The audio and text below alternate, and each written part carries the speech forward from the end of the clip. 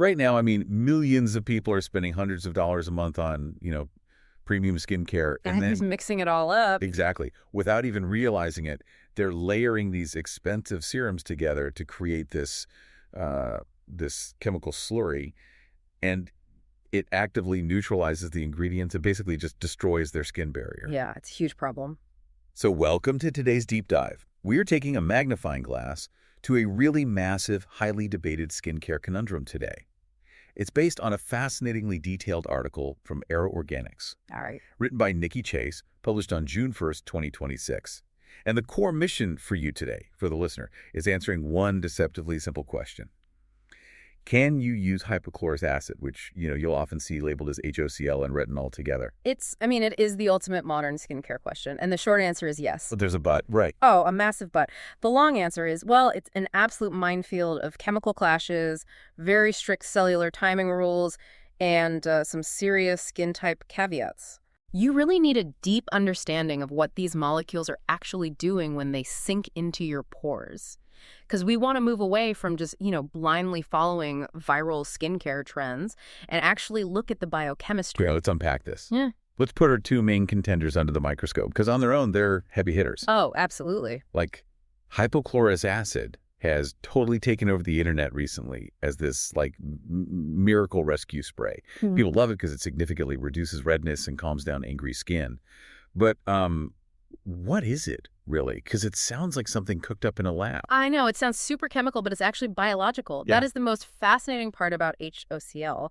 It's a molecule naturally produced by the white blood cells in the human body. Wait, really? Like our bodies just make it? Yeah. Yeah. Specifically, the neutrophils. When your immune system detects an invading pathogen like, a bacteria, your white blood cells undergo what's called an oxidative burst. They literally manufacture hypochlorous acid right there on the spot to break down the bacterial cell walls and just destroy the invader from the outside in. Oh, wow. So it's basically our immune system's own, bleach. Exactly. So when you spray a stabilized, over-the-counter version of HOCl on your face, your skin recognizes it. Right. It acts as this highly effective, naturally tolerated antimicrobial and anti-inflammatory agent. It sweeps the skin's surface, neutralizing bacteria, but, and this is key, without triggering an immune response. That makes so much sense. Oh. That explains why it feels so soothing. Your body already knows exactly what it is. Precisely. Okay, so then in the other corner, we have retinol. We constantly hear it called the gold standard for anti-aging, but let's talk about how it actually works, because it isn't just plumping the skin with moisture. No, not at all. Retinol, which is a vitamin A derivative, by the way, it sinks deep into the dermis layer. And once it gets there, it binds to specific retinoid receptors on your skin cells and essentially acts as a cellular drill sergeant. That's a great way to put it. Right. It speeds up mitosis, forcing the skin cells to divide and turn over much faster than they naturally would, pushing fresh cells to the surface and stimulating fibroblasts to create new collagen. Yeah, it basically forces your skin to behave like younger skin. Which sounds amazing. It is. But bringing these two powerhouse mechanisms together on the same patch of skin doesn't automatically yield a better result. Right. Because they're so different. Exactly. Both of these ingredients fundamentally alter the skin's state. When you combine them without understanding their chemical environments, they essentially go to war. Which brings us to the core conflict here, the pH scale. Basically, how acidic or alkaline a substance is. Right. Because retinol functions optimally in a slightly acidic environment. In fact, it desperately needs that acidity to undergo a crucial chemical conversion. Yeah, and this is where people get confused. When you apply an over-the-counter retinol, it's actually inactive. Oh, really? I don't think most people know that. Yeah, your skin's natural enzymes have to convert it into its active form, which is called retinoic acid. And that enzymatic conversion process just grinds to a halt if the environment isn't acidic enough. And here's where the biochemical clash happens, right? Yeah. Because hypochlorous acid has a neutral pH. Exactly. It is not acidic. So if you spray your neutral HOCl and then immediately follow it up with your retinol, you are fundamentally altering the microscopic environment on your skin's surface. You're flooding an environment that, desperately needs to be acidic with a neutralizer. it's like trying to brew tea with ice water.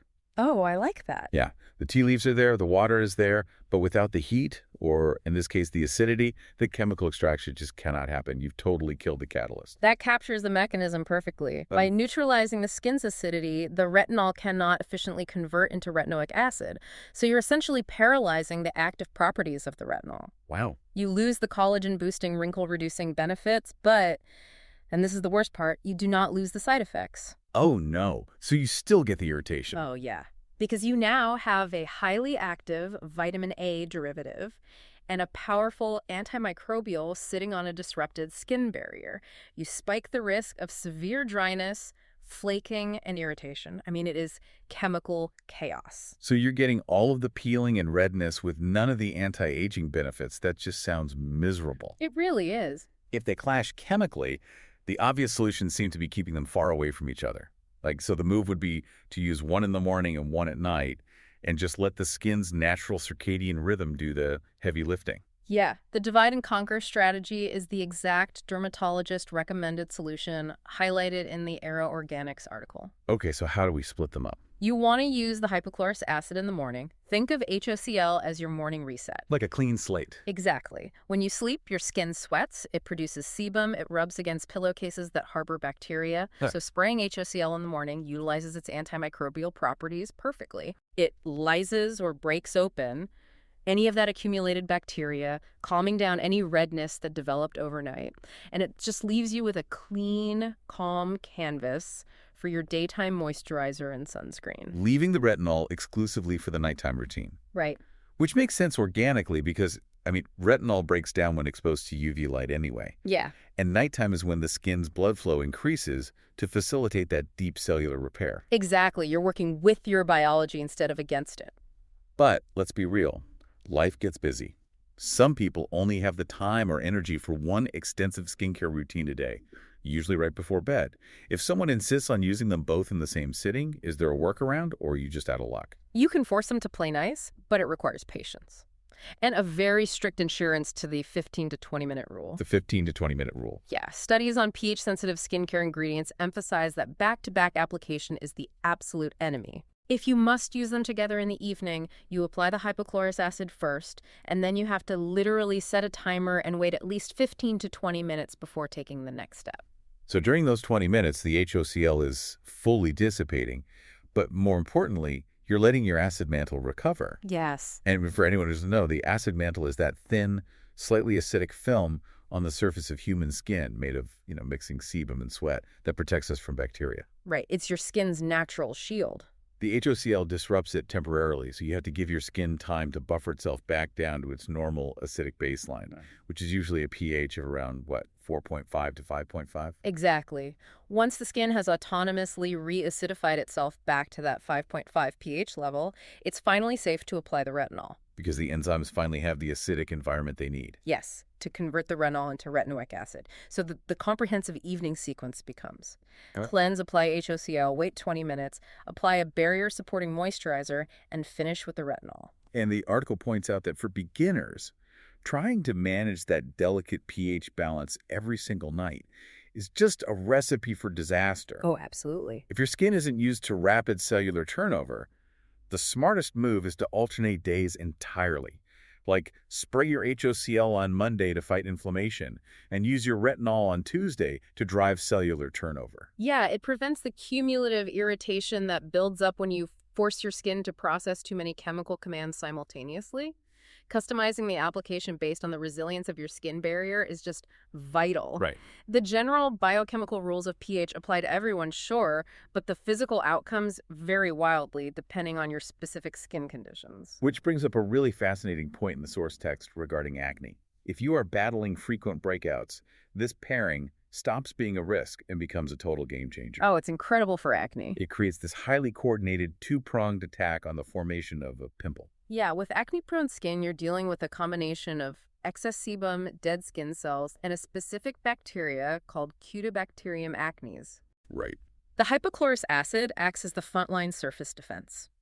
Because it's an antimicrobial, it sweeps across the epidermis, directly targeting and lysing the acne-causing bacteria, so it instantly reduces the localized inflammation of an angry, active breakout. And while the HOCl is, putting out the fire on the surface, the retinol is working deep inside the pore to stop the next fire from starting. Exactly. By speeding up that cellular turnover we talked about, the retinol aggressively sheds the dead skin cells inside the hair follicle, preventing them from mixing with sebum and creating the plug that forms a pimple in the first place.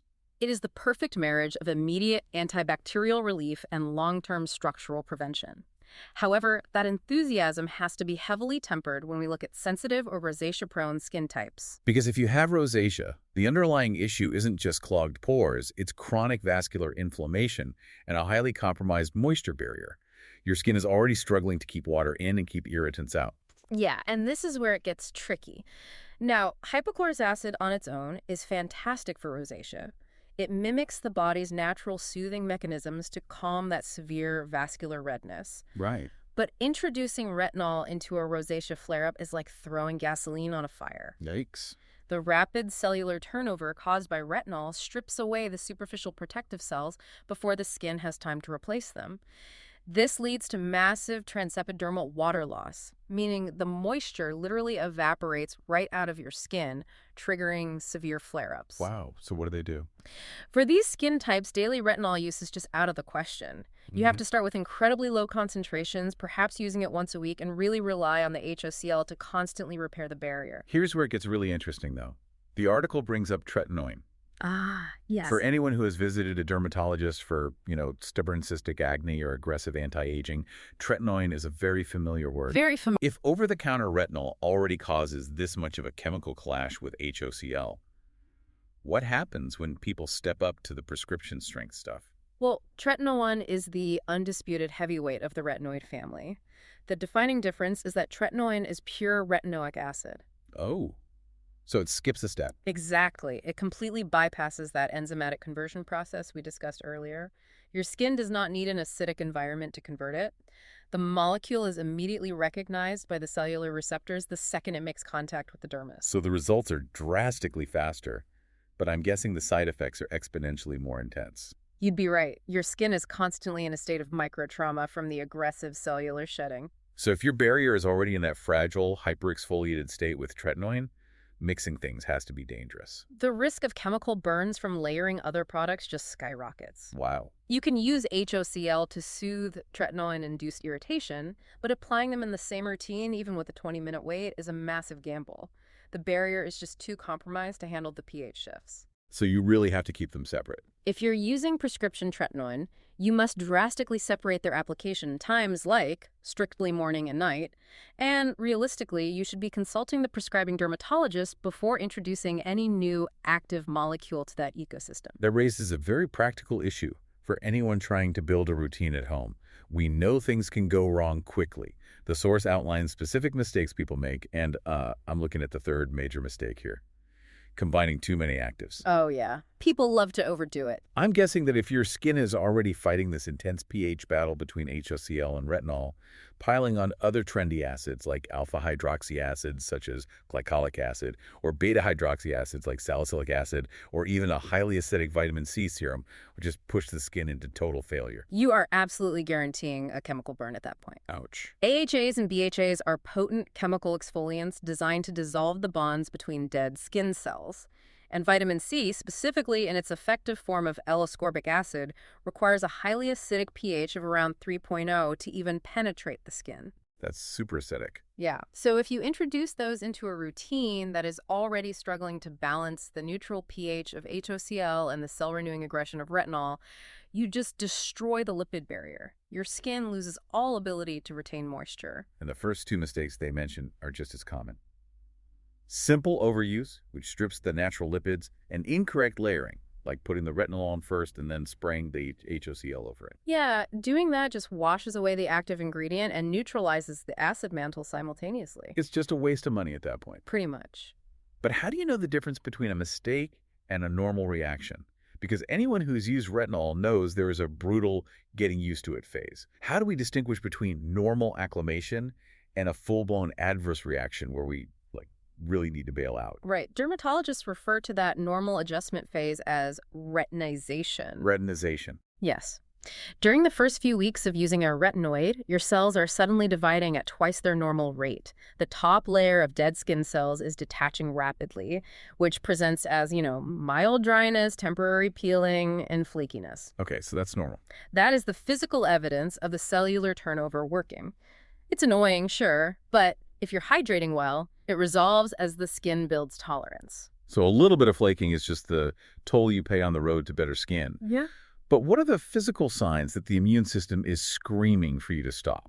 If that mild peeling escalates into persistent burning sensations, severe structural redness, localized dermatitis, or if the skin literally begins blistering and cracking. Blistering, wow. Yeah, if you see that, you have crossed the line from retinization into an adverse immune reaction. Your skin barrier has totally failed. So what's the protocol? The protocol at that point is non-negotiable. Yeah. Stop all active ingredients immediately.